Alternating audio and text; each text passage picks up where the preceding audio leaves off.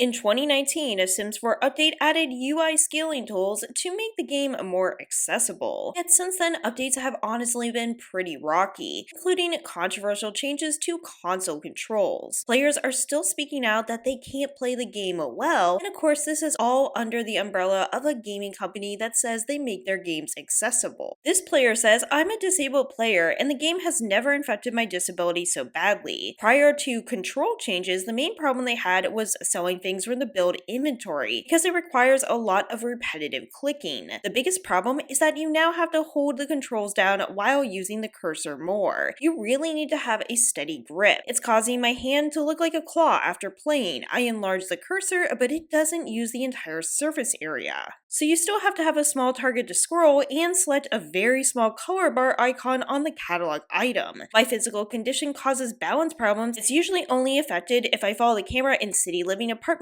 from the ground, so I tend to avoid that. Now, I'm also having trouble having to build looking down. The catalog is in a way where looking straight on and the flickering bothers me even more. One player is calling for enlarged font options, as well as screen magnifiers and voiceovers, which of course would help with visually impaired players. Now, I'm not going to sit here and pretend that lots of video games are actually really excellent with accessibility features, but I think it is good to bring up, especially with so many people playing The Sims, as well as them continuing to brand this game as accessible. I personally think more people on the team who have a background, actually personal experience with accessibility issues could really be a big benefit. Now, EA does have a lot in the works in terms of patents, so they always do, but a lot of these are accessibility driven, so I want to go over some of the most recent ones. They had over 20 recently. The first of these patents is a ping system for audio and visual communications. It's basically a computer system that uses the in-game data to determine a location the player is focusing on in the video game. It then helps identify different actions that would make sense for the player. Now, this is mostly for multiplayer video games, I will say that. Of course, Project Renee is going to have a multiplayer component, and even though I personally have no personal interest at this point with Project Renee, unfortunately, I will say I want it still to be accessible if they're going to offer it. Now, the next patent actually could have some application even in Sims 4, and it has to do with color blindness. One of the patents is image processing that improves the visibility of colors to optimize for color vision deficiencies. It will locally adjust both the contrast and the brightness. But this patent that also offers contrast ratio detection in a rendering system I think could be really helpful. The contrast ratio is a property of visual content, and in short, a high contrast ratio represents a better color representation versus a lower contrast ratio. What this would do is it would detect if it was optimized for the player. Another patent also states that color blindness indication objects in-game would automatically determine, enable, and adjust based upon gameplay settings. This in short would allow colorblind players to experience the game in more vibrant colors than they did previously. Now, the next patent has to do with audio, and actually it has some connection to personalized music streaming services. When you're using a streaming service, they can take information on what artists you're listening to and then recommend a new song or a new album. This, of course, is also really smart for overall business. But what this patent would do would be obtain hearing information associated with a player's hearing capabilities. They would understand if there are any constraints. For example, some people have trouble detecting certain frequencies or understanding them, and the system would learn what those players' hearing preferences are and needs and adjust so that the player could fully experience the game. Now, we were speaking about controls earlier, and with those controls, they're thinking of using machine learning that would automatically recommend controller configuration settings. Suggested adjustments to the controller settings could be used remotely to change what those controls do. This method includes receiving approval, though, of the user to implement those changes. And I think that last part is really important, so it's not just automatically adjusting, but it's prompting and saying, would you like this adjusted? We all know that automatic adjusting can go really terribly wrong, and I do think this has some potential. Again, I admit some of this is a little bit over my head, and honestly, we don't know exactly how this would be applied. It's hard to know how EA is going to use these patents in